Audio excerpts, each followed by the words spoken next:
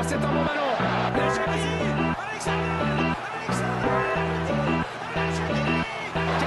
Kavanovic, nouveau tir de Barca.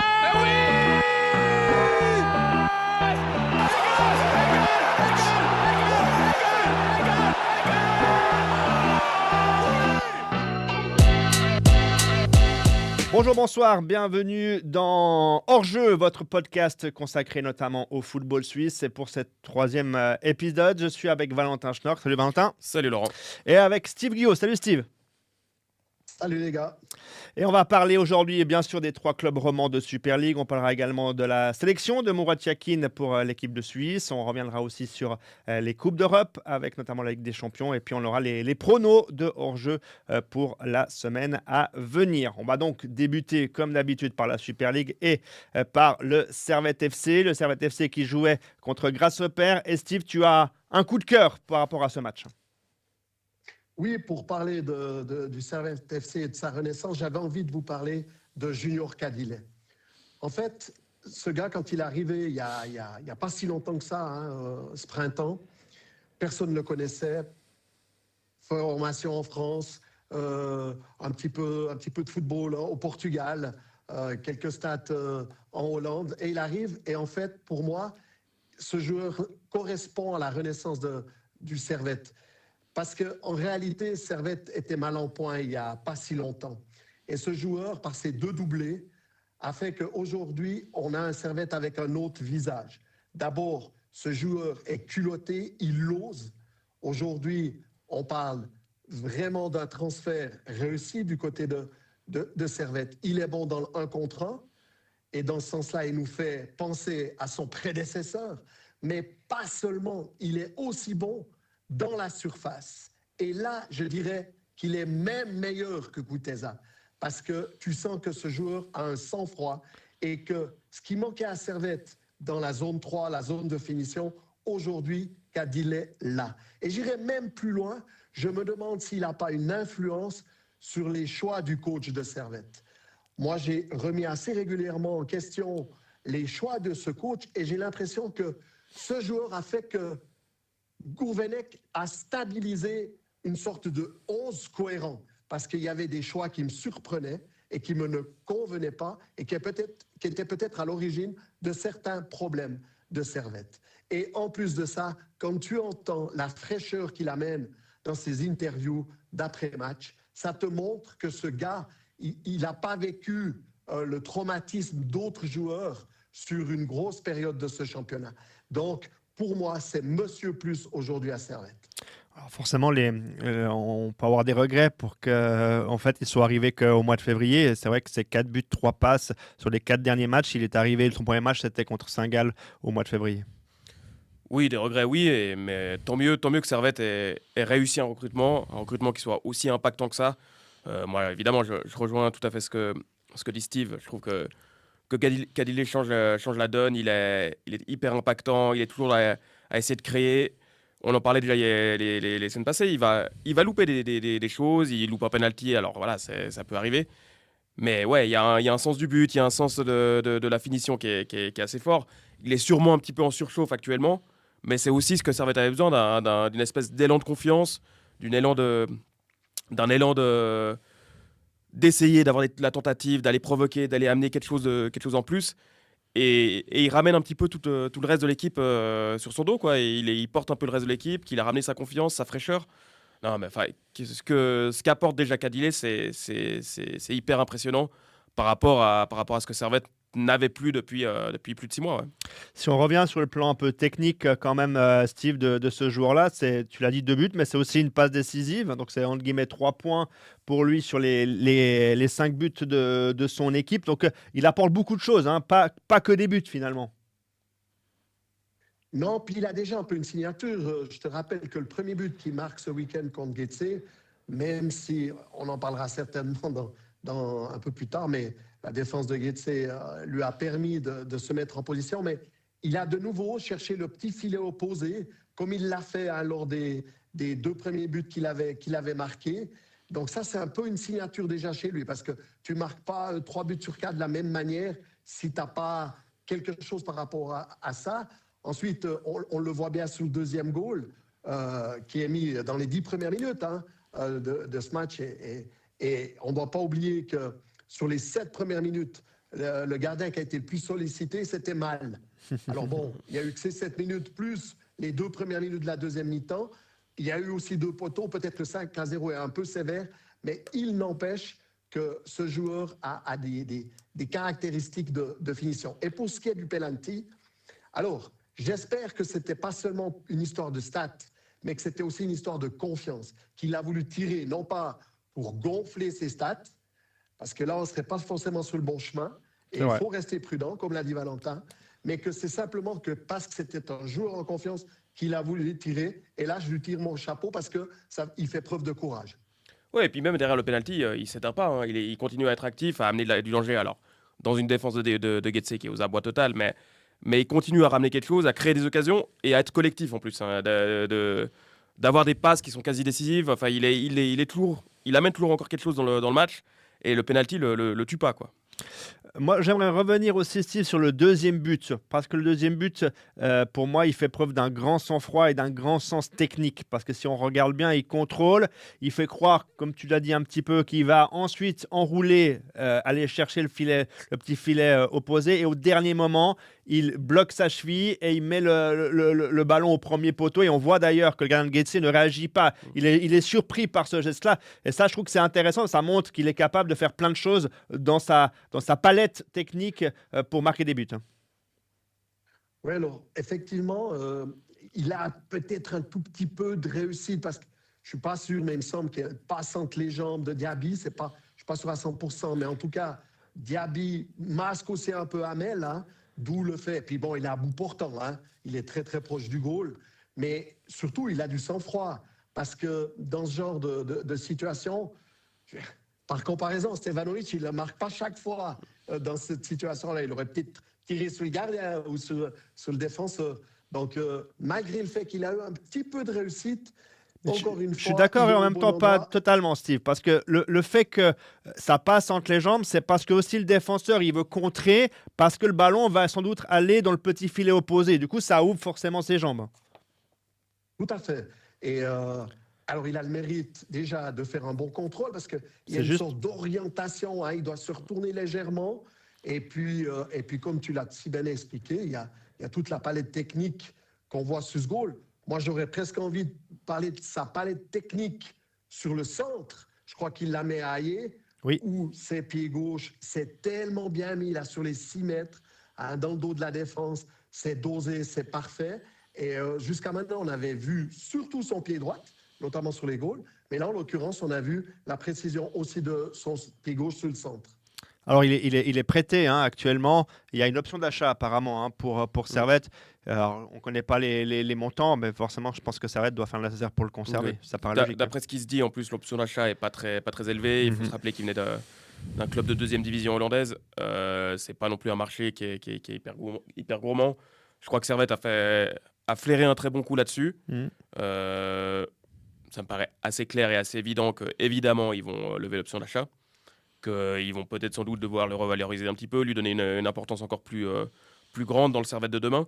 C'est à moins qu'il y ait directement des offres pour le racheter. Et puis là, si tu fais une grosse plus-value, ça participerait aussi au nouveau projet de Servette sur lequel on veut valoriser les joueurs. Mais je pense que ce ne soit pas l'idée immédiate. Servette va essayer de compter avec Cadillet et aurait tout intérêt à compter avec Cadillet parce que c'est un joueur différent, parce que c'est un joueur en Super League qui peut faire des différences à tout moment.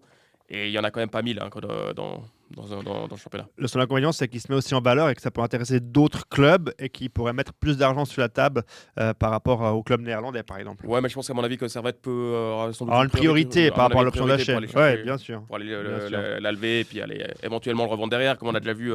C'était quoi? C'était Diouf à l'époque à Bâle, où Bâle le rachète pour le revendre. Enfin, c'est vrai. Je vais revenir aussi un peu sur on va dire la création de ce match de la part de Gourvenec. Il a de nouveau changé de système par rapport à Bâle. Il est passé d'un 4-4-2 à un 4-2-3-1, mais surtout, il a remis Stevanovic en soutien d'un attaquant.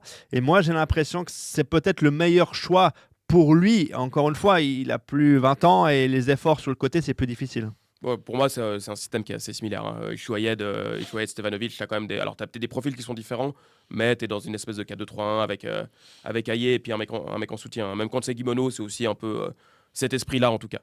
Euh, Après, oui, je pense que Stevanovic, c'est un rôle qui lui convient de mieux en mieux, qui lui convenait beaucoup moins il y a quelques années, qui lui convient de mieux en mieux parce que, en effet, il peut compter ses efforts.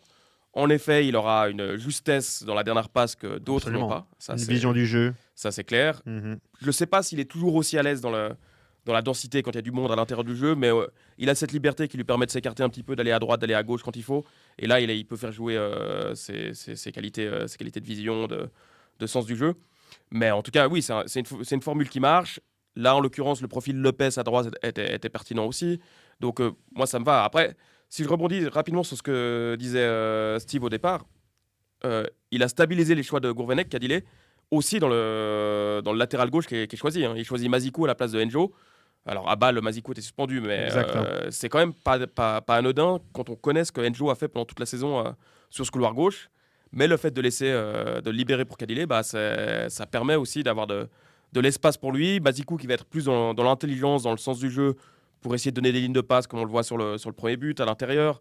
Et ça libère le couloir. Il va monter un petit peu moins, être un peu moins, avoir un peu moins de volume sur le couloir, mais qui peut aussi mettre en valeur Kadile, quoi. Ouais, il finit avec 2 passes décisives. Hein. Ouais, il fait un bon match, Mazikou, offensivement. Sur ce match-là. Je reviens avec ton avis, ça m'intéresse, Steve, sur la position donc, de Stevanovic, dans cette position, on va dire, de soutien à l'attaquant, donc plus vraiment sur le côté, comme c'était le cas ces dernières années, où c'était sa position préférentielle. Mais c'est vrai que peut-être avec les années, les efforts sur le côté à faire sont peut-être plus difficiles pour lui, et ce qui est normal. Totalement, et je crois que c'est pas la première fois qu'il joue à ce poste-là, et on y voit un intérêt parce que Stevanovic reste quand même un joueur avec un gros volume de jeu. Il reste un joueur qui court beaucoup, mais néanmoins, il a un petit peu moins de tâches défensives que quand il est dans le couloir, et que surtout, ce qui est intéressant, parce qu'on connaît son jeu de tête, c'est qu'en étant axé, on le voit aussi plus souvent à la réception des centres. Et ça reste quand même quelque chose d'intéressant sur le plan offensif pour Servette. Et surtout, j'ai envie de te dire, le fait d'avoir un petit peu changé la position des joueurs très légèrement, on parle d'animation, on est d'accord, moi je suis entièrement d'accord avec ce que vient de dire Valentin, mais le mérite, c'est d'avoir ce côté droite, le côté des jeunes avec Alix dans le couloir, et puis Lopez, qui sont des joueurs très intéressants. Et néanmoins, c'est vrai qu'on perd un Enjo aujourd'hui, dans le 11 titulaire, sachant que Enjo était un des meilleurs passeurs de la Ligue. Je me demande quand même si on ne pourrait pas l'essayer dans le couloir de droite et pour pouvoir venir à l'intérieur. On l'a vu 1-2 fois, mais ce serait peut-être à voir. Même si, attention, je ne suis pas en train de dire qu'il faut remplacer Lopez. Je me dis que c'est peut-être quelque chose à tenter aussi à l'avenir. C'est vrai que l'autre changement en plus du retour de Mazikou, c'est vrai que c'est Lopez qui remplace Ishouyed. Moi, le seul point un peu noir pour moi sur ce match-là, c'est qu'à 4-0, dans les changements que tu fais, Ishouyed ne rentre même pas. Et c'est, je pense, 4-0 à la mi-temps. Tu peux, par exemple, le mettre 20 minutes à la place de Stevanovic. C'est un peu, moi, ça m'a déception dans le coaching, je trouve. Je suis d'accord avec toi. Alors après, évidemment, l'impact sur le match, il est moindre parce que c'était pas le but. Est-ce que Gourvenec se dit simplement que c'est le moment ou jamais de donner du temps de jeu à Morandi pour être un peu plus tranquille vis-à-vis de ça? Mais est-ce qu'il y a vraiment besoin de faire ça? Parce que de toute façon, tu vas pas le mettre en valeur, tu vas pas le revendre derrière. Surtout que leur politique actuelle, c'est de dire de mettre en valeur leurs jeunes. C'est ça qui m'a étonné. Moi, oui, c'est bizarre. Oui, d'un côté, je comprends l'idée de simplement, c'est le moment ou jamais de donner du temps de jeu à ceux qui n'en ont pas. Mais est-ce que le rôle de Servette, le rôle de Gourvenec aujourd'hui, c'est de donner du temps de jeu à Morandi? Alors, Diallo, c'est encore un autre dossier, mais en tout cas, Morandi, moi, en effet, je vois pas l'intérêt. Lopez, d'ailleurs, qui finit avec une passe décisive, sa première passe en Super League. Un petit peu chanceuse parce que elle finit sur, ça compte quand même. Sur Kadile. Mais non, Lopez, ça fait une bonne entame. Après, on voit qu'il est parfois un petit peu léger dans le duel, dans l'impact. Dès que ça va un peu plus vite, un peu plus fort, là, il a de la peine à sortir du dribble. Mais il a quand même un jeu intéressant, un crochet qui marche assez bien. Des fois, ouais, il lui manque cette explosivité à la sortie de dribble, mais il y a quand même un jeu qui est assez moderne, qui peut fonctionner pour Servette, qui peut avoir une marge de progression qui me semble assez intéressante. Et je pense que pour le coup, lui, c'est un joueur qui commence à à vraiment profiter de ce temps de jeu qui lui est accordé et puis qui va grappiller ce qu'il a grappillé. Il a l'air assez humble, il vient de signer son premier contrat pro. Je pense qu'il y a quelque chose sur lequel construire avec lui. Et c'est peut-être des derniers jeunes qui sont sortis récemment, celui qui présente en tout cas le plus de garantie sur la durée. Je ne sais pas si ça va devenir très très fort, mais en tout cas, il peut progresser, quoi. De toute façon, il faut les lancer et puis voir ce que ça donne. Et il faut surtout leur donner des minutes et des Ouais, matchs tout à fait. les uns derrière les autres. La semaine passée, tu espérais voir Frick dans les buts. C'était mal. T'es déçu? Non, mais je pense que c'est, à mon avis, c'est surtout parce que Frick ne doit pas être encore à 100%. Et puis, il y a quand même l'idée de patienter un petit peu.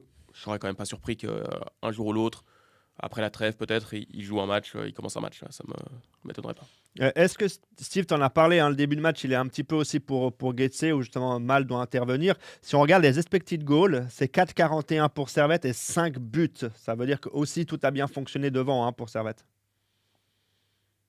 Oui, mais je crois qu'on peut mettre en corrélation cette statistique avec Cadillac. Il lui faut pas beaucoup d'occasions. D'accord, si on accepte le penalty, je ne sais même pas s'il rentre dans la statistique. Hein, mais, Oui, après, je ne connais pas le volume que ça donne. 0,75 après. 0,75, ok. 76, ouais. OK. Donc, je crois qu'on a vu un Servette qui a été très efficace. Et de toute façon, hein, quand tu marques 5 goals, je veux dire, tu fais preuve d'efficacité. Hein. C'est quand même assez rare qu'on marque autant de goals. Ils n'ont pas eu non plus 15 occasions, même s'ils en ont eu un certain nombre. Encore une fois, moi, je déplore quand même la défense de Getse qui a été catastrophique, vraiment. Alors là, ça fait souci. Ensuite, après, un changement d'entraîneur, ça nous donne du crédit, hein, Valentin, parce que la semaine passée, on a quand même dit que tout changement d'entraîneur dans cette Super League n'apportait pas forcément une garantie de points supplémentaires. On voit qu'à Getse, on est reparti pour avoir de nouveau un tel exemple. Ah, On t'es content quand tu changes d'entraîneur après, Ouais, après t'en 20 prends minutes. 5. Ouais. Ouais. On va reparler de Getse juste dans quelques instants. Je reviens juste quand même sur la deuxième victoire finalement consécutive à domicile. Il n'y en a pas eu beaucoup, hein, cette saison, seulement 4. Et 2 fois contre des clubs zurichois d'ailleurs. Maintenant, Servette doit un peu enchaîner entre guillemets à domicile et ils peuvent encore le faire parce qu'ils reçoivent Lucerne après la pause internationale. Ouais, alors je pense que Lucerne, c'est une autre paire de manches que Getse et Zurich. Ah, ce qu'il faut reconnaître à Servette, c'est que face à ses adversaires entre guillemets directs qu'ils avaient sur la fin de saison, Servette a fait le travail, quoi, que ce soit autant contre Zurich que contre Getse. Oui, il faut enchaîner, mais surtout il faut parce que là, je pense que le maintien, tu l'as quasiment. Il doit te manquer peut-être 1 ou 2 victoires pour être sûr, sachant qu'en bas, ça va aussi perdre des points. Le maintien, tu l'auras. Il reste 7 matchs. Tu dois, à mon avis, surtout planifier. Là, c'est réfléchir à l'avenir plutôt que grappiller des points. Alors s'ils finissent 7e, s'ils finissent 8e, tant mieux pour eux. Gourvenec sera content, ça lui donnera du crédit. Et si en plus il arrive à amener une base en vue de la saison prochaine, c'est le mieux. Mais je pense que Servette doit très vite se projeter surtout. Oui, c'est vrai que je pense qu'ils doivent quand même avoir une sorte d'ambition. On en reparlera lorsque ça va débuter, mais je pense que c'est de gagner au moins ce tour contre la relégation et continuer d'insérer des jeunes parce qu'ils ont 12 points d'avance sur Getse, donc ils vont rapidement sans doute s'en sortir sur le plan mathématique. Je reviens quand même avec toi, Steve. J'ai pas le choix de parler de ton grasshopper, si je puis dire. Donc tu l'as dit, changement d'entraîneur, on peut pas vraiment dire qu'il y a eu un effet. Mais moi, est-ce qu'on doit même s'inquiéter pour ce Getse-là parce qu'il n'y a que 5 points d'avance sur Winterthur et il y a un certain Winterthur Getse le 11 avril prochain. Exactement, la 33e journée. Écoute, sur ce que j'ai vu sur ce match-là, oui, on peut s'inquiéter. Maintenant, on ne doit pas oublier que Getse a montré des choses intéressantes sur cette saison et n'a pas toujours obtenu les points qu'il aurait dû avoir. Maintenant, moi, ce qui m'inquiète, c'est que quand tu as un joueur comme Diaby, qui est quand même un joueur qui te garantit une performance défensive, passe autant à côté. Alors, il y a cette défense hybride à 3 où il joue dans le couloir à droite. Sur le premier but, il est mal positionné, pas aidé par Ngom. Ensuite, il fait cette passe en retrait trop molle. Il se prend la tête dans les mains parce qu'il se rend compte assez rapidement qu'il a fait une bêtise. Mais quand tu as ta pièce maîtresse qui péclote comme ça peut être inquiétant pour l'avenir. Alors, c'est un match où il passe totalement à côté. Je te rappelle qu'on parle d'une équipe qui a été en mètre 5 à Berne. Donc, et puis que peut-être sa chance, c'est qu'il y a Winterthur. Et que Winterthur n'est pas au mieux, même si... D'accord, mais il ne faut pas perdre le duel contre Winterthur alors, parce que là, ça va venir chaud. Évidemment, ce sera un match clé pour la fin de la saison. Je crois que si Winterthur devait perdre contre Getse, les jeux seraient faits et qu'on peut carrément dire qu'on connaîtrait le relégué. Dans le cas contraire, on aurait, parce qu'il devrait encore rejouer une fois, Oui, forcément, forcément. de relégation. Et là, on parlerait de, ça viendrait très compliqué pour Getse. C'est assez incroyable, mais voilà, je crois que ça dénote, on l'a déjà dit, le problème de stade, le problème de direction. C'est plus le grand club, Getse, c'est devenu un petit club de la Super League. Ouais, puis il y a peut-être aussi un peu en tête aussi la Coupe de Suisse parce qu'ils sont en demi-finale à Stade Lausanne et ils ont entre guillemets en 2 matchs ils peuvent être peut-être européens et relégués ou faire le barrage. C'est un peu fou quand même aussi pour Grasshopper. Ouais, mais moi je suis pas très inquiet pour Getse parce que, alors oui, le match l'autre jour est catastrophique. Je comprends pas pourquoi Diaby a été positionné dans ce rôle de central droit alors qu'il a joué toute la saison dans l'axe et c'est quand même là où il est quand même le meilleur et où il a moins besoin de se retourner et puis de défendre en reculant. Je trouve qu'il y a quand même beaucoup de talent dans cette équipe. Aspiensen, mais Tim Meyer qui est quand même pas mal au milieu. T'as Tsimba qui peut quand même faire des différences. Je suis d'accord, Valentin, mais c'est jeune et jouer la relégation, jouer des matchs où il faut pas perdre, mentalement c'est pas simple pour un jeune joueur non plus. Non, mais je pense qu'on peut. Cette équipe a montré qu'elle est capable d'embêter plein d'équipes dès qu'elle elle est capable de mettre beaucoup d'intensité dans un match, d'embêter beaucoup d'équipes quand ça compte. Et en plus, il y a quand même des chances que plus ça avance, plus ils vont jouer des équipes qui n'ont plus rien à jouer. Et là, ça peut quand même les tourner en leur faveur. Alors que Winterthur, même s'ils mettent toute l'envie qu'ils veulent, le talent, ils ne l'ont pas vraiment, pour le coup. On va passer maintenant au FC Sion, le FC Sion qui recevait Saint-Gall, un partout entre les Valaisans et les Saint-Gallois. Là aussi, Dietolo a procédé encore entre guillemets, un petit changement tactique puisqu'il est passé de son 4-4-2 à Zurich à un 4-2-3-1 habituel avec lui. Surtout, c'était la présence de Lukembila et j'ai toujours le même sentiment qu'actuellement, Dietolo, tout ce qu'il touche, il le réussit. C'est-à-dire le joueur qu'il met fait en tout cas une bonne prestation. Et c'était encore une fois le cas pour Lukembila. Ouais, mais on devinait quand même des qualités, ces joueurs. On sent qu'il a de la dynamique dans les jambes. Et non seulement Didier Tolo a été inspiré sur le choix de Lukembila, qui a été décisif dans ce match. Il a beaucoup pesé. Moi, j'ai beaucoup aimé sa prestation.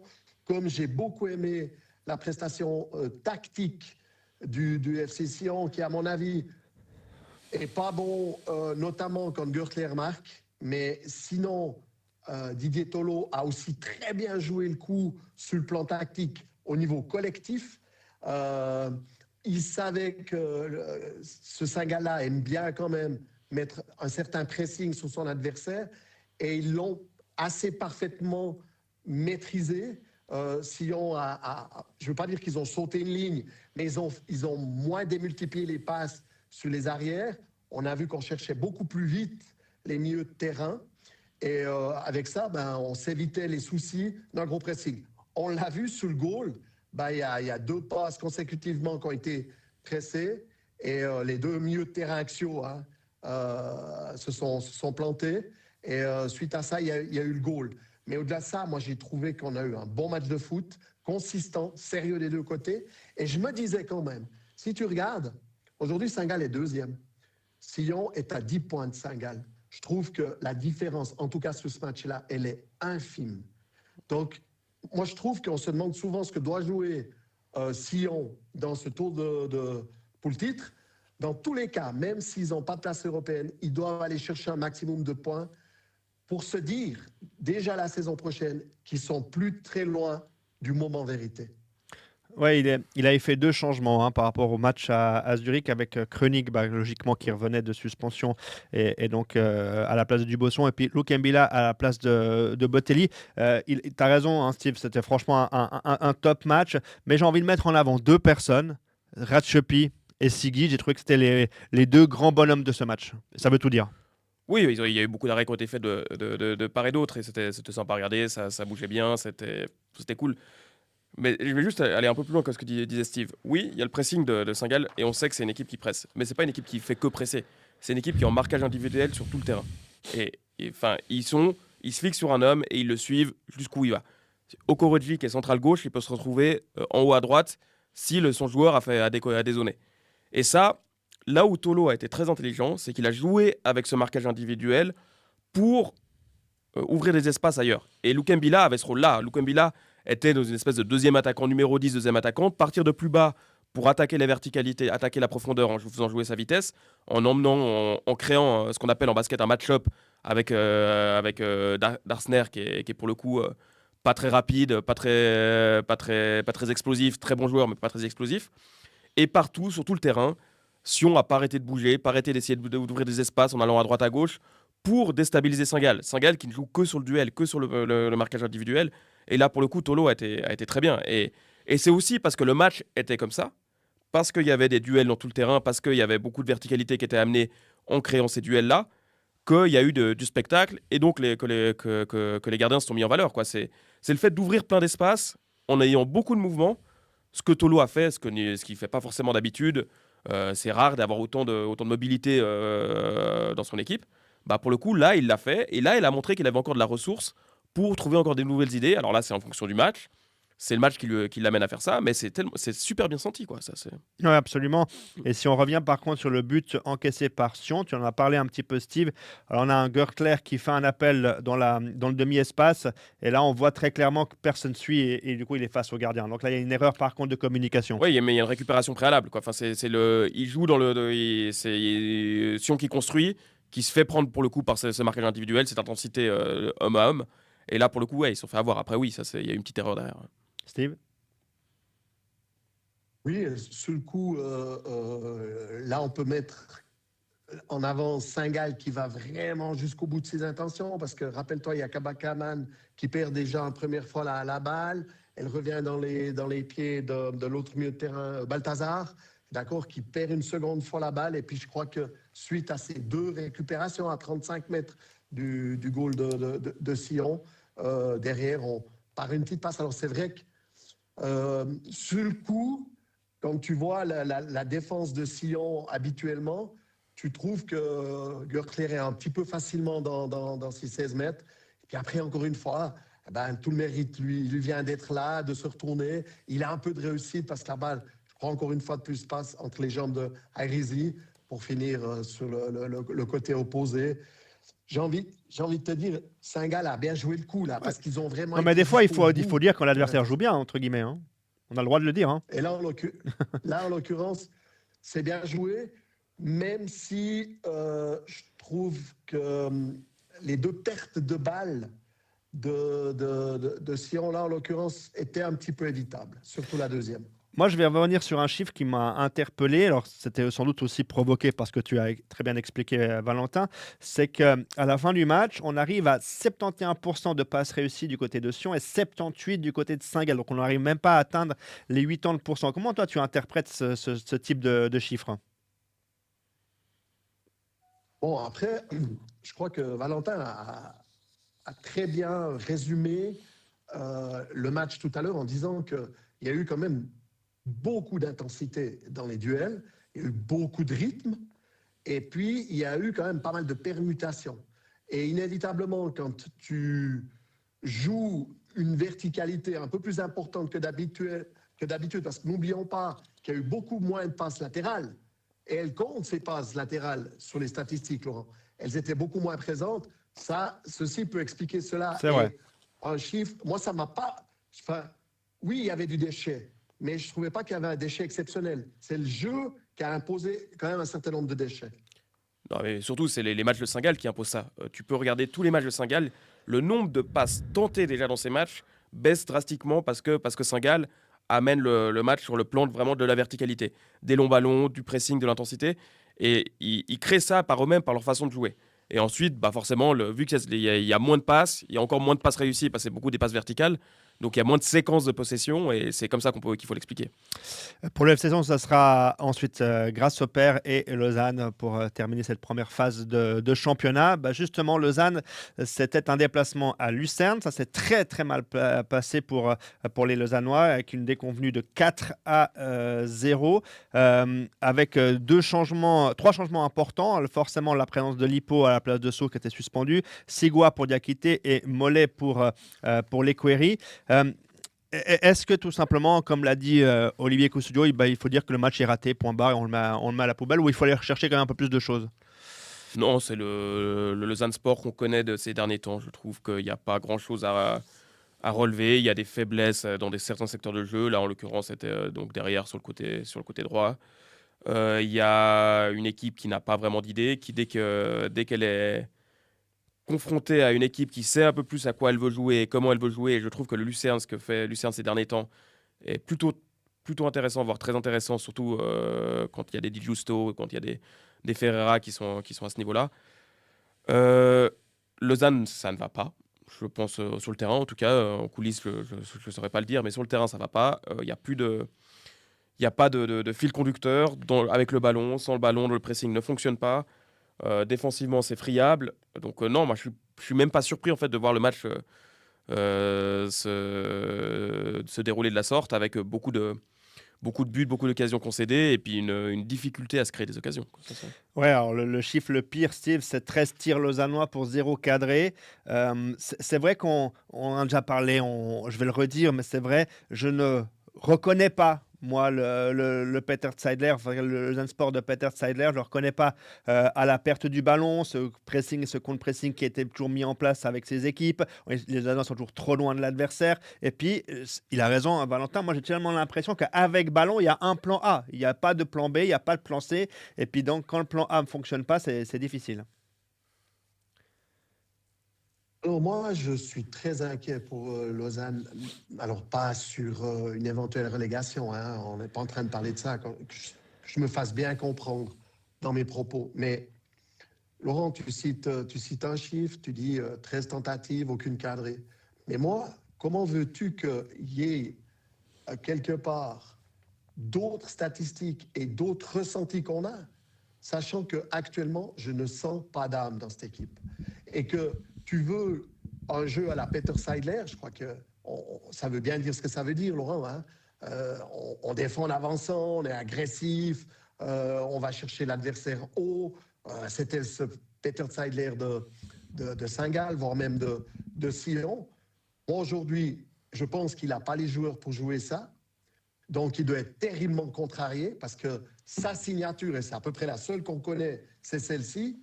Et qu'en plus de ne pas avoir les joueurs et l'énergie nécessaire, je trouve qu'on baisse les bras, il n'y a pas d'âme. Il y a des erreurs incroyables sur le plan défensif. On est maladroit devant le goal.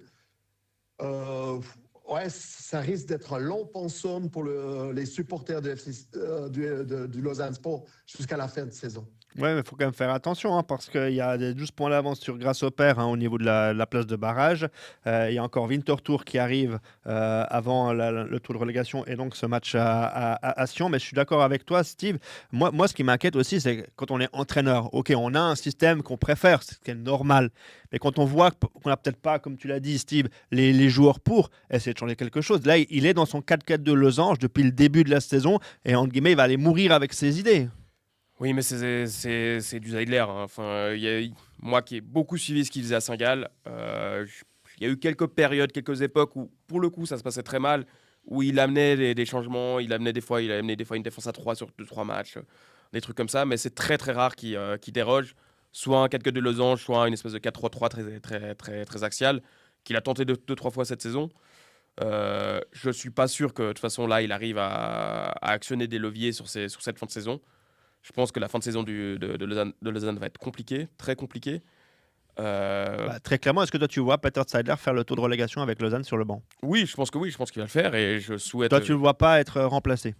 Je vois pas l'intérêt en fait. Je pense qu'il faut. L'intérêt, c'est de sauver encore quand même Moi, Lausanne. je m'inquiète pas pour la relégation. Je m'inquiète plutôt pour la dynamique globale.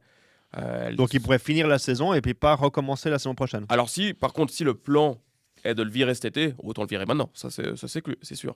Mhm. Mais je pense qu'il faudrait recommencer, continuer finalement le cycle qui a été enclenché avec Zeidler, avec une saison qui a eu des bons côtés et des mauvais côtés. Oui, parce qu'on n'a pas oublié l'Europe quand Voilà, même. il y a eu l'Europe, il y a eu quand même des bons matchs en championnat aussi. Tu bats Ebal à la Tuilière 2 fois 5-0. Enfin, tu as fait des matchs qui sont marquants, qui resteront. Tu dois pouvoir continuer à avancer avec cette équipe, en tout cas avec une partie de cette équipe. Je ne sais pas aujourd'hui, par exemple, un Diakité, qu'est-ce qui va le motiver à en faire beaucoup plus sur la fin de saison? Il n'a aucun intérêt finalement à à se bouger parce que je pense qu'il trouvera un club. Donc voilà, je pense que la fin de saison va être compliquée à suivre et à vivre pour les supporters lausannois.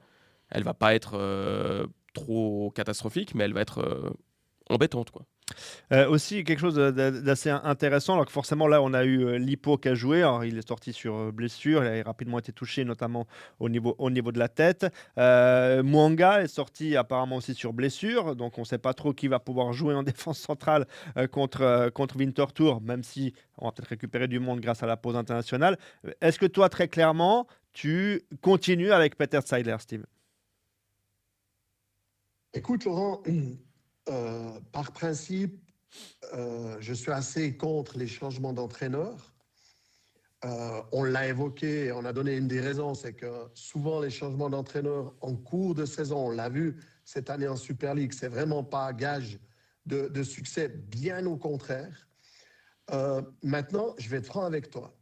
J'ai pas d'éléments concrets qui me permettent de dire que Peter Seidler va finir la saison ou reprendra la saison prochaine.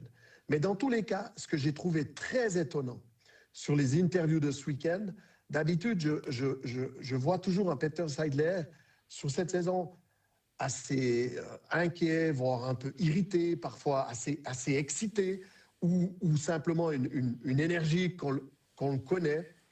Et sur ces interviews-là, j'ai trouvé étonnamment calme, apathique, même s'il a tenté par ses propos de nous rassurer qu'il avait eu une réunion avec Stéphane Anchaud, qu'ils avaient la même vision. Je ne sais pas, je ne suis pas très serein. Je ne reconnaissais pas le Peter Seidler. Et moi, ces entraîneurs qui sont trop sereins du coup dans leur interview, c'est jamais tellement bon signe. Tu sais, on réitère la confiance en notre entraîneur. Tu vois ce que je veux dire? Ah ouais. Donc, je ne sais pas, je ne serais pas étonné qu'il y ait du changement. Moi, je ne pense pas d'ici la fin de la saison, mais pour la saison prochaine. Parce que, honnêtement, il n'y a pas forcément de danger. Alors, Valentin a raison. S'ils doivent changer pour la saison prochaine, autant changer tout de suite. Mais est-ce qu'ils ont le client, là? Est-ce qu'ils ont l'entraîneur? C'est clair. C'est clair. Par contre, c'est pas la faute de Peter Seidler si Mollet suit pas son adversaire sur le premier corner, par exemple. Si il y a ça, si Sopi passe au travers sur toutes les actions qui sont face à lui, enfin c'est individuel. Évidemment que si on individualise à fond chaque action, on va trouver des circonstances atténuantes. Maintenant, le problème, c'est qu'on voit beaucoup de ces événements-là dans les matchs du Lausanne Sport ces derniers temps, et ça participe, ce qu'on a déjà dit par le passé, mais d'une approche collective qui est défaillante, en tout cas, ça c'est clair. Et oui, il y a des oublis individuels à chaque fois, mais si ton collectif n'est pas fort individuellement, ça va être compliqué de compenser à chaque fois. D'ailleurs, Steve, toi sur ce match-là, cette fois, c'est pas un coup de cœur, mais c'est un coup de gueule que tu as envie de donner. Ouais, c'est vrai. Honnêtement, le match de Sopi, je n'ai pas apprécié. Je n'ai pas apprécié et j'aimerais pas, j'ai rien contre lui personnellement, mais j'aimerais juste dire que j'ai regardé, il a 24 ans, Sopi. D'accord? Moi, à son âge, je jouais à Grasshopper et je devais me battre tous les entraînements, pas que les matchs où je jouais, tous les entraînements pour pouvoir être aligné parce que j'étais entouré d'internationaux. Il n'y avait que ça à cette époque-là à Grasshopper. D'accord? Et quand je vois son match, quand je vois un joueur qui vient en marchant sur une situation où son côté a été sollicité, d'accord, où il n'aide pas Lipo, d'accord, c'est un jeune, tu dois l'aider, tu dois tout faire, où il a eu des attitudes déplorables, où il a plus réclamé que couru que donné. Moi, je ne comprends pas quand un joueur professionnel ne donne pas tout. Tu peux être mauvais, tu peux être techniquement pas bon sur un match, tu peux passer à côté tactiquement, mais au niveau de l'état d'esprit, tu n'as pas le droit de faire ce qu'il a fait. Et ça, je suis désolé, je devais le faire remarquer. Aujourd'hui, à Lausanne, il y a une académie, il y a des jeunes. Ces jeunes, ils rêvent certainement d'un jour être professionnels, donc de jouer à Lausanne et peut-être d'aller dans d'autres clubs plus huppés que Lausanne. Mais quand tu vois une telle prestation, je suis désolé, ce n'est pas un exemple. Et ça, je devais le dire. Moi, je rebondis forcément sur ce que vient de dire Steve. Après, Peter Seidler le laisse tout le match aussi. Et que sur le banc, il a le jeune Suédois qui a été engagé justement pour cette position-là. C'est aussi un peu surprenant. Ouais, bon, après, Bergvall n'a pas été super à chaque fois qu'il a joué non plus. Hein, donc, c'est. Il y a un problème à ce poste-là, ça, c'est clair. Pas bon quand il a peut-être joué, mais passe un message quand même à ton joueur comme quoi l'attitude va pas. Non, il aurait pu. Alors après, il a eu des changements à faire. Il a dû sortir Lipo parce qu'il s'est pété l'arcade. Les deux. Il a fait droite et gauche. Il a tout fait. Peut-être il voulait pas changer toute sa défense. Et puis en même temps, quand tu perds 3-0, tu perds 3-0. Donc ton match, tu le gères en essayant de le gérer sur ce que tu peux le gérer. Si c'est de donner du temps de jeu, si c'est juste sauver certains trucs, il y a plein de choses qui peuvent rentrer en ligne de compte. Peut-être que Sopi, il n'aurait pas fallu le mettre, mais en même temps, il a quand même aussi fait des bons matchs parfois. Donc, mais moi, je dis pas le mettre, je dis à un moment donné de le sortir. remplacer au moins. Oui, mais qu'est-ce que ça te change? Bah, tu lui fais passer un message que tu n'es pas d'accord de l'attitude que tu vois sur le terrain. Tout à fait. Après, tu peux le faire passer un message différemment aussi. Hein. Tu peux lui parler. Hein. On peut dire des choses aussi. Peut-être qu'il l'a fait dans le vestiaire. Tout à fait. Je sais pas, hein. Tout à fait.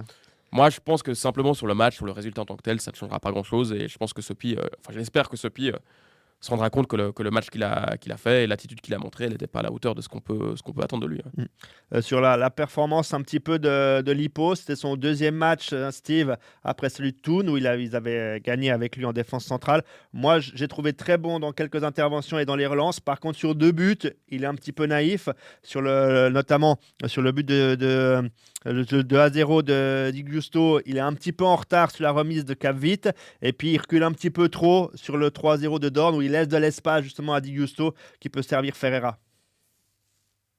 Ouais, clairement, après juger sa performance individuellement dans une défaillance collective comme ça, c'est pas évident.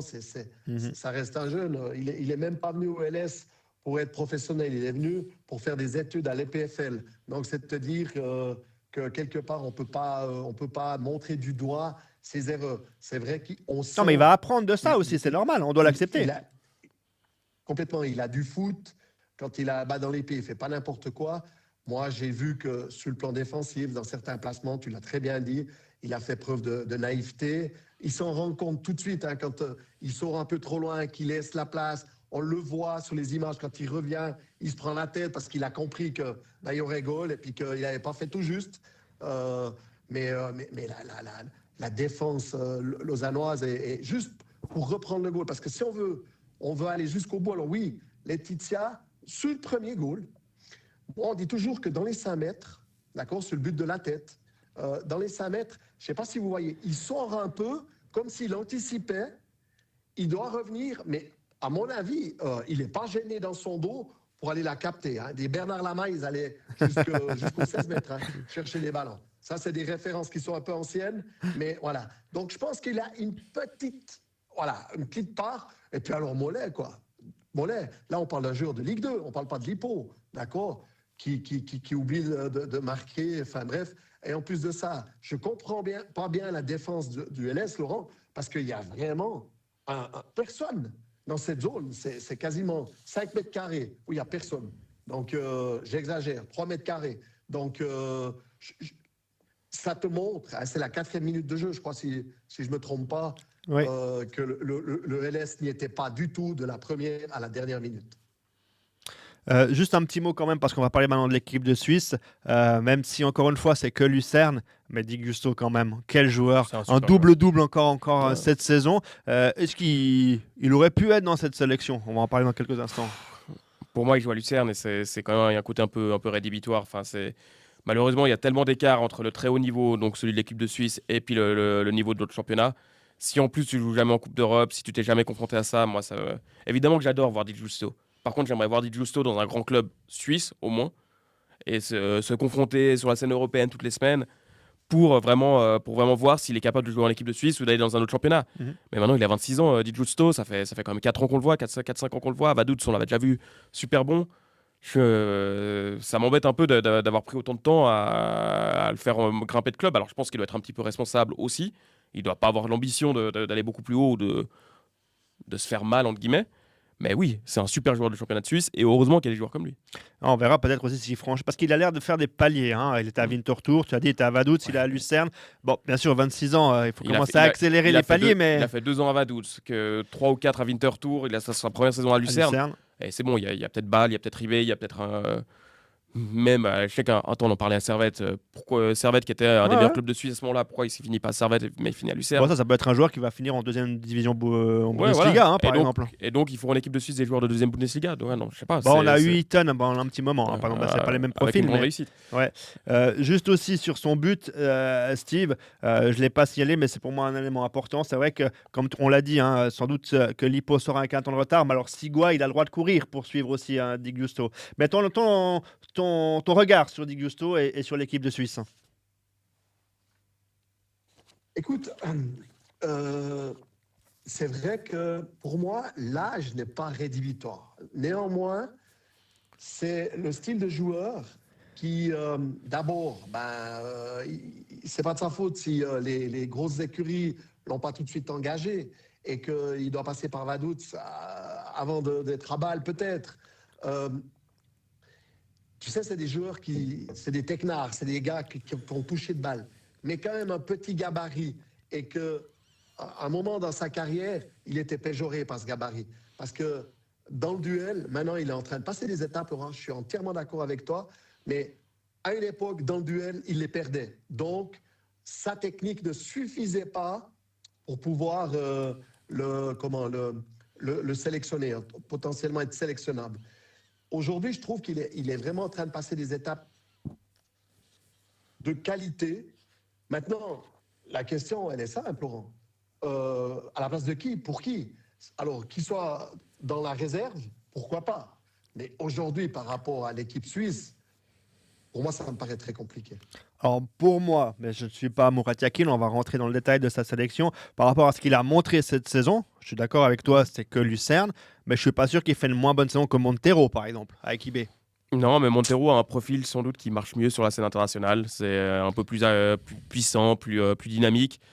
Il a joué de la Coupe d'Europe aussi. Alors je suis d'accord que les profils sont différents, mais au niveau, on va dire, performance sur la saison, homme en forme, si on veut, voilà, si on pouvait chercher, on pourrait trouver là. Non, mais je pense pas que Montero mérite absolument sa sélection, même s'il est bon ces derniers temps. Hein, mais je pense que c'est simplement une question de profil, et puis il fait partie du groupe. Et puis, disons qu'en allant sur le chemin vers la Coupe du Monde, tu dis que Montero, il a quand même plus de chances d'y être, de devoir avoir à l'utiliser au Mondial aux États-Unis, plutôt que Di Giusto, où s'il est là, c'est finalement simplement pour être dans le groupe, quoi. Enfin, Oui, c'est vrai qu'il ne faut pas oublier que c'est une sélection qui est faite aussi plus pour la Coupe du Monde. Donc peut-être si on était dans un nouveau cycle, quelque chose, là peut-être qu'il aurait plus ouvert encore à Di Giusto. Mais par contre, il y a quand même 9 nouveaux joueurs par rapport à la dernière sélection du mois de novembre, dont 3 joueurs de IB avec Montero, Sanchez et donc Keller. Keller, c'est pas un nouveau, mais Sanchez, c'est surtout un nouveau. Sinon, il y a Tchemert qui est de retour, il y a Raquez qui est de retour, Freuler qui est de retour, Jazari qui est de retour, Sierro, Ugrinic et Zakaria. Et toi... Oui, vas-y. Ugrinic, si jamais ça vient de tomber, là, il est midi ce matin, et Ugrinic est lundi matin. Ugrinic est forfait, Okafor vient à sa place. C'est aussi un retour. Ok, oui, en effet, il avait été, on ne sait pas vraiment pourquoi, mis de côté, mais en tout cas, il est de retour du coup Okafor, donc ça ferait de toute façon 9 nouveaux joueurs. Mais toi, tu voulais surtout parler d'Alvin Sanchez. Non, mais je pense que Alvin Sanchez fait... disons que le retour qu'a eu Alvin Sanchez de sa blessure, personnellement, je ne m'attendais pas à ce qu'il soit aussi impactant à ce point-là. Il en est quand même, donc il est revenu au jeu en fin octobre. Il en est à 9 buts et 5 assists avec IB. On voit à chaque fois que c'est sans doute le meilleur joueur de Young Boys. C'est vraiment le joueur différentiel. Il est dans un IB qui ne va pas, en plus. Enfin, qui ne va pas bien, même s'ils ils font quelques résultats de temps en temps. Mais c'est le joueur différentiel. Et là, pour le coup... Et on va me dire qu'il n'y a pas de cohérence par rapport à ce que je disais sur Di Giusto. Sanchez a été appelé pour la première fois en équipe de Suisse quand il était à Lausanne, qui n'est pas franchement le club qui était le plus exposé sur la scène européenne. Et j'allais dire, ils n'avaient pas fait la Coupe d'Europe. Ils avaient fait la Coupe d'Europe cette année. Ils n'avaient jamais fait la Coupe d'Europe. Non, c'était voilà. Mais Sanchez, pour le coup, là, on a un profil qui est vraiment différent. C'est un profil qu'on n'a pas en Suisse. C'est un profil qui n'existe nulle part. Je pense que c'est le joueur dont il se rapproche le plus, un petit peu dans le style, et encore, je trouve qu'il a des qualités différentes, c'est le Shaqiri, donc à l'époque. Là, pour le coup, je trouve ça naturel qu'il soit de retour en équipe de Suisse. Je trouve que c'est un joueur sur lequel on doit pouvoir miser, alors pas forcément en tant que titulaire, même si il faudra peut-être une fois le voir tout de suite en équipe de Suisse, mais en tout cas en tant que joker, joueur qui est capable de changer un petit peu le cours d'un match. Lui, on a vraiment un truc qui est différent avec lui. Et c'est vraiment important qu'il soit là dès ce mois de mars, qu'il ne fallait pas attendre jusqu'à juin pour qu'il soit vraiment en forme. Non, il faut qu'il soit dans le groupe de l'équipe de Suisse, il faut qu'il soit intégré à ça, et qu'un jour ou l'autre, qu'on puisse avoir à miser sur lui quand ça compte, quoi. Bah, surtout, Steve, ce qui nous fait plaisir, en plus que ce soit un roman, c'est que c'est un profil un peu particulier. C'est un joueur qui aime dribbler, qui a une créativité très offensive. Et de le voir d'être de retour en équipe de Suisse, ça peut que nous réjouir, hein, finalement. Ouais, complètement.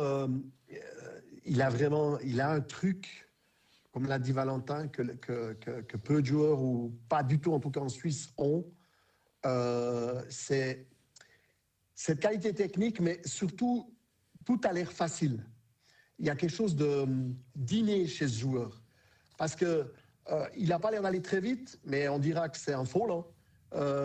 Et pourtant, il est tout le temps au bon endroit. Regarde le but de ce week-end. D'accord, l'autre jour, on a essayé, on a tenté de dire ouais, mais il a été mal marqué par le défenseur de Lausanne, etc., etc. Et moi, je t'ai dit, Laurent, mais finalement, est-ce que le mérite ne vient pas à Sanchez? Regarde ce week-end. Il y a le débordement de Vinicius. Je ne sais pas si tu vois. Il sent le jeu et il demande la balle avec ses mains, on le voit bien. Il demande qu'on lui la mette en retrait. Il est persuadé de marquer. Tu sens qu'il est habité par quelque chose que peu de joueurs ont, quoi, cette assurance technique liée à une assurance. En plus, il s'en fout. Il lit les choses. Il est capable de dribbler dans un mouchoir, comme on dit. Quant à ça, il y a tellement de choses qui rentrent en ligne de compte cognitivement que c'est un joueur qu'on se réjouit de voir aussi sur la scène internationale. Au niveau de la sélection, les sortants, c'est Bajrami, Omer Agic, sans doute sur blessure, j'imagine, Schmid de Brême, Eaton, Somme et puis Zekiri aussi. Est-ce que le grand perdant, ce ne serait pas Fasnacht finalement? Parce que quand on voit que Montero et Sanchez sont pris dans le même club, alors qu'il a des sacrés stats, hein, Fasnacht cette année, c'est 15 buts, 7 passes. Hein. Ouais, mais enfin, est-ce que l'équipe de Suisse a besoin de Christian Fasnacht? Pour moi, non. Pour moi, l'équipe de Suisse n'a jamais eu besoin de Fasnacht, d'ailleurs. Encore moins maintenant. Alors voilà, il a fait une très bonne première partie de saison IB. Il est quand même un peu moins impactant maintenant, il joue un peu moins aussi. Non, moi je pense que surtout on a un retour à la normale en équipe de Suisse. On a une liste qui a, pour moi, il n'y a aucun problème quasiment. Alors, on aurait pu dire, allez, Atekame qui aurait pu rentrer dans le lot, mais il est avec les moins de 21 qui ont des matchs importants pour la qualification à l'Euro. Pourquoi pas? On sait que c'est important pour la SF. Mais tout le reste, on a le retour des joueurs qui doivent être importants sur les prochains mois. On a Jachari qui est de retour parce qu'il est plus blessé. On a forcément dans le secteur qui est de retour. Qui est de retour. Dans le secteur offensif, tu as un Manzambi. Alors même s'il joue au milieu en club à Freiburg, et en équipe de Suisse, il joue sur un côté. T'as Zakaria aussi, c'est un peu point d'interrogation. Il est vraiment plus en défense centrale à Monaco qu'au milieu. Ouais. Pour moi, c'est une des grandes questions de cette semaine-là, avec ce match contre l'Allemagne puis contre la Norvège. Qu'est-ce qu'on fait de Zakaria en équipe de Suisse? Est-ce qu'on le met en défense centrale où il est vraiment très bon avec Monaco? Quand tu prends Chemert et Raquez, c'est que tu as assez de centraux, donc je ne vois pas trop Zakaria reculer. Bien sûr, tu as assez. Mais est-ce que tu as un défenseur central de la qualité de Zakaria? Steve, ton avis? À part Akanji et Elvedi, hein, je suis bien d'accord.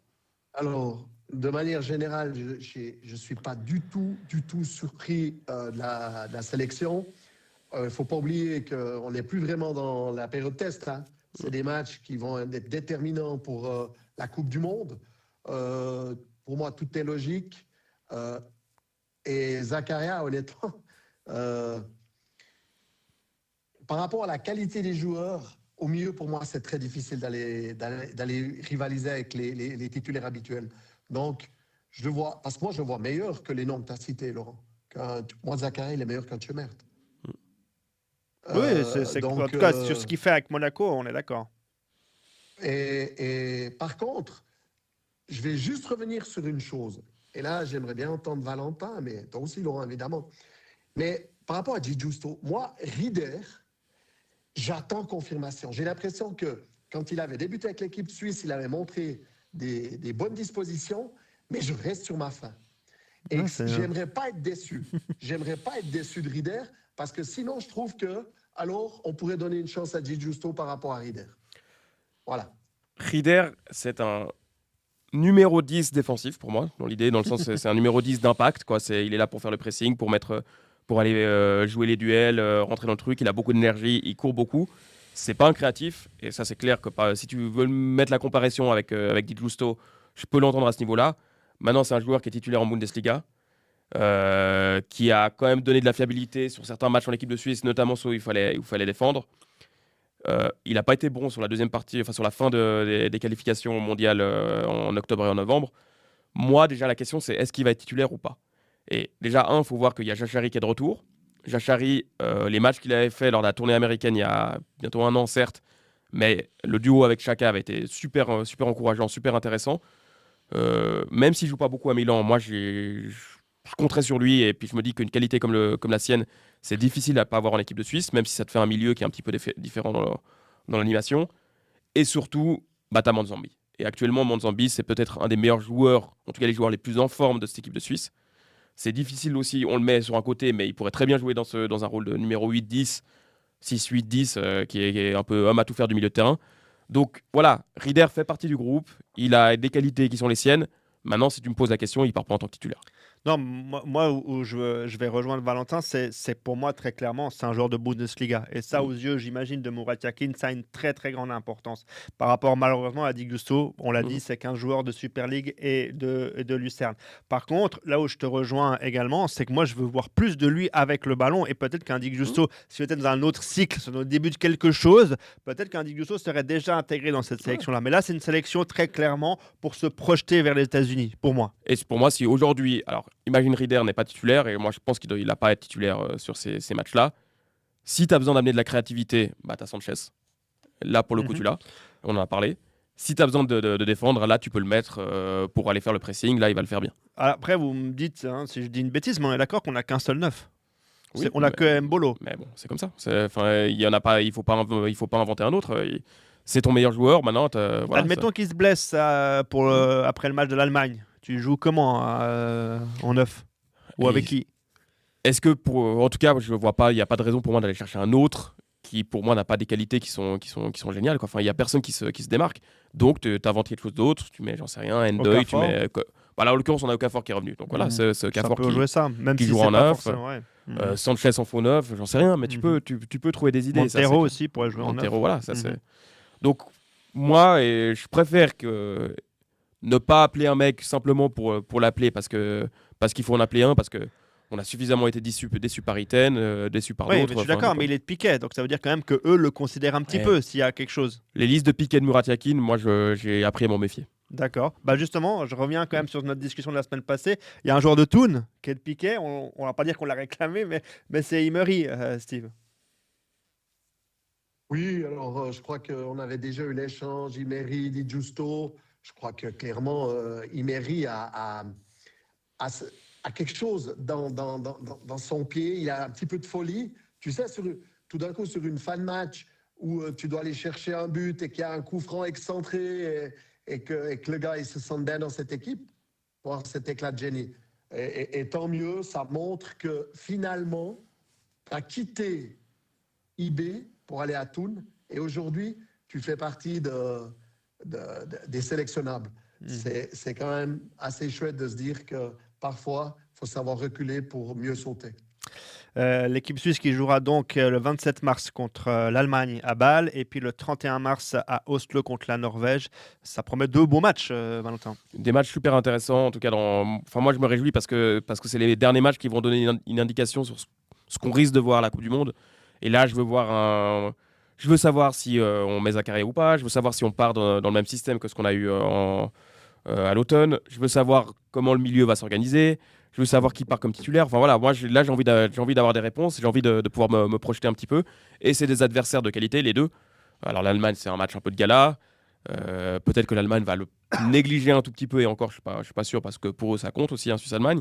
Et le match contre la Norvège, là, c'est un adversaire qui est à peu près à ta hauteur, sur lequel tu dois pouvoir te confronter directement, quoi. Donc non, moi je me réjouis. Toi aussi, Steve, tu es impatient de voir ces 2 matchs? Oui, parce que c'est quand même deux adversaires très intéressants. Il y a l'équipe prestigieuse, l'Allemagne évidemment, et puis il y a l'équipe qui pourrait faire peur à tout le monde. C'est la Norvège. C'est l'équipe un peu qui qui monte. J'ai juste une question pour Valentin, comme il est au fait de tout ce qui se passe dans l'équipe suisse, avec notamment Ugrinic. On en est où avec Amdouni? Amdouni n'a pas repris l'entraînement au complet avec le groupe à Burnley. Peut-être qu'il jouera sur les derniers matchs de la saison, on ne sait pas encore sûr. Quoi. Mais voilà, il a repris l'entraînement. Ok, merci. On va passer maintenant à la Ligue des Champions qui a eu lieu la semaine dernière avec les qualifications notamment bien sûr du Sporting, du Paris Saint-Germain, du Real Madrid, d'Arsenal, de Barcelone, de Liverpool, du Bayern et de l'Atlético de Madrid. La première chose, Steve, c'est que c'est la fin, la belle aventure pour Bodo Glimt. Ouais. Alors, après le 3-0, on s'était dit, waouh, ils vont aller en quart. Mais néanmoins, je me rappelle avoir dit, attention, il suffit de marquer un but assez rapidement. Il peut y avoir un stade qui est derrière toi et une euphorie. En plus, il pleuvait, c'était le déluge sur Lisbonne. Et honnêtement, ils font un match incroyable. Le Sporting fait un match absolument incroyable. Et effectivement, c'était bel et bien la fin de l'aventure pour Bodo Glimt. Qui l'eût cru après ce 3-0? C'est vrai. Au niveau des clubs anglais, on en perd 4 d'un coup avec Chelsea, City, Newcastle et Tottenham. Mais finalement, ils sont battus par Paris, le Real Madrid, Barcelone et l'Atlético. Donc c'est presque une logique, non? Ouais, sauf que c'était au classement, ils étaient dans le top 8, la plupart, à part Newcastle, sauf erreur. Ils étaient tous dans le top 8. Ça dit quand même quelque chose du football anglais, en tout cas de la saison qui est faite de Premier League, où qui est jamais très, les matchs sont jamais très intéressants tactiquement parlant. Il n'y a jamais beaucoup de réflexion, je trouve, dans ces matchs-là. Et les huitièmes de finale de la Ligue des Champions, enfin la phase finale de la Ligue des Champions, c'est quand même souvent l'heure de vérité au niveau européen pour les coachs, pour les joueurs, etc. Et là, dans cette heure de vérité-là, il y a quand même beaucoup d'équipes qui se font sérieusement savater, quoi. Donc voilà, je pense que ça appelle quand même une remise en question de ce qui est de la toute-puissance de la Première Ligue, qui est évidente d'un point de vue financier, d'un point de vue économique, d'un point de vue spectacle, l'exposition que ça a, je veux bien, mais c'est pas toujours bien non plus ce qu'on voit en Première Ligue et il faut en avoir conscience aussi, quoi. Ouais, ce sera l'occasion sans doute d'en parler dans un autre podcast hors jeu. Steve, une question assez simple. Est-ce qu'il y a une équipe qui t'a le plus impressionné qu'une autre, sachant quand même que Paris gagne 8-2 au final, sa double confrontation avec Chelsea et le Bayern 10-2 contre l'Atalanta ou une autre équipe, hein. Ben, écoute, Laurent, tu viens de me couper l'herbe sous les pieds.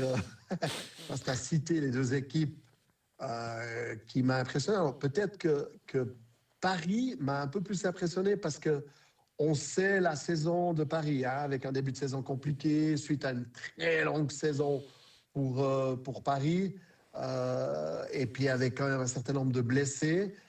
Mais il y a une telle qualité offensive et défensive dans ce groupe, hein, avec finalement un gardien aujourd'hui qui n'était pas censé être le titulaire, mais qui fait vraiment bien le job, Safonov. Et puis, il y a des joueurs assez exceptionnels à Paris. Donc, si tu veux, par rapport à la saison, c'est plutôt Paris qui m'a surpris. Après, j'avoue que Bayern me surprend pas parce que je l'attends, mais me surprend par le fait d'être capable de répéter week-end après week-end et match après match de très, très grosses performances. Et le Real, le retour du Real, ça vous fait pas un petit peu peur, quoi, Ouais, là, on en saura plus avec le Real Bayern. Ouais, Hein, non, donc, mais oui, non, mais t'as raison. Hein. Alors, Gagner 2 fois contre City, c'est toujours quand même assez fort. Ouais. Moi, j'étais pas fan de ce que je voyais jusque-là, jusqu'il y a pas si longtemps. Et puis, tu vois quand même qu'il y a une montée en puissance. Maintenant, c'est intégrer Mbappé dans cette équipe qui retourne à nouveau. Ça, c'est encore une question. Mbappé et Bellingham aussi, hein, qui va revenir bientôt. Ouais. Ce que fait le Real entre la Ligue des Champions, entre la victoire contre l'Atlético en Liga, enfin, il y a quand même des signaux d'alerte. Attention, on va quand même revenir, quoi. Enfin, ça, c'est un peu ce qu'on disait, c'est que la petite musique de la Ligue des Champions est quelque chose de particulier du côté de Madrid et du Real. C'est vrai. Et en tout cas, encore une fois, la performance aller comme retour, notamment de Valverde, a été monstrueuse. Ouais, c'est vrai. Du coup, les quarts de finale, on l'a dit, Real contre le Bayern, Sporting Arsenal, Barcelone, Atlético de Madrid et aussi un certain Paris-Liverpool. Liverpool qui a passé chichement ce huitième de finale, Steve. Très chichement. On passe maintenant. Oui, vas-y. Non, mais je disais à Liverpool qui a perdu de nouveau ce week-end en championnat. Ouais, c'est vrai, c'est une saison quand même très compliquée pour l'équipe de Liverpool. On passe donc du coup maintenant au pronostic de hors-jeu pour la semaine à venir. C'est donc une pause internationale. On va parler équipe nationale avec jeudi un très alléchant qualification pour la Coupe du Monde Italie-Irlande du Nord. Valentin, l'Italie en danger? Oui, évidemment qu'ils sont en danger. Il y a quand même des signaux un peu négatifs là, en Italie. Scamacca qui est blessé, Bastoni qui est incertain, Chiesa qui est forfait. Mais bon, je me dis que ce match-là, il le passe, il le gagne. Maintenant, la question, c'est le match d'après, quoi. Mais celui-là, il le gagne. Il le gagne. Steve? Écoute, ils vont le gagner parce qu'ils jouent à Bergame. Ok, alors moi je mettrai aussi une victoire italienne. Et puis ensuite, on va parler de deux affiches en match de préparation. D'abord, jeudi, le Brésil-France. Steve? France qui gagne contre le Brésil. On rappelle que le match a lieu aux États-Unis. Ouais, 3-0. Évidemment que tu dois prendre en compte le contexte, le déplacement, le truc. Je sais pas comment ça sera là-bas pour eux. Mais disons que l'équipe de France, avec ce que tu vois sur le papier, tu peux difficilement considérer qu'ils sont pas favoris d'un match comme ça, surtout vu le Brésil qui est en face. Maintenant, c'est un match amical. Je trouve que l'équipe de France n'est pas toujours la meilleure qui soit en match amicaux. Donc, allez, match nul. Ouais. Ok. Moi, je vais prendre... Oubliez pas, les gars. Oubliez pas un truc, les gars. Deschamps, c'est bientôt fini. Et ça, c'est le genre de match qu'il voudra gagner. Ah ouais, non, c'est certain. Mais moi, je vais prendre X aussi sur Brésil-France. Et pourquoi pas un 2-2 pour que ça soit sympa. Et puis forcément, on revient sur vendredi avec le Suisse-Allemagne. Valentin, est-ce que la Nati peut battre les Allemands? Ils peuvent. Mais non, moi, je vais aller match nul aussi. Je vois bien une 60 premières minutes qui se font à fond avec tout le monde qui se rend un peu des coups. Ou alors l'Allemagne qui passe devant. Et après, ça s'équilibre un petit peu. Et puis la Suisse qui égalise, un truc comme ça. Donc, match nul pour toi. Match nul, ouais. Steve? Ouais, je crois que je suis aussi partisan d'un match nul. Moi, je sens les Allemands venir gagner en Suisse. Ils ont besoin aussi de faire passer un peu des messages pour la Coupe du Monde qui arrive. Donc, je vois une victoire allemande. Merci beaucoup, Steve, pour ta participation. Merci à vous, les gars. C'était, comme d'habitude, un vrai plaisir. Oui, on arrive au terme donc, de cette nouvelle édition. Merci à toi, Valentin. Merci, Laurent. On fait le rappel habituel. Vous nous retrouvez sur toutes les plateformes de podcast, Apple, Spotify, etc. Sur YouTube, sur Instagram, sur les réseaux sociaux. Vous trouvez aussi des extraits. N'hésitez pas à suivre, à mettre des 5 étoiles et ce sera top. Parfait. Merci beaucoup. Bye bye. Bye bye. Bye bye.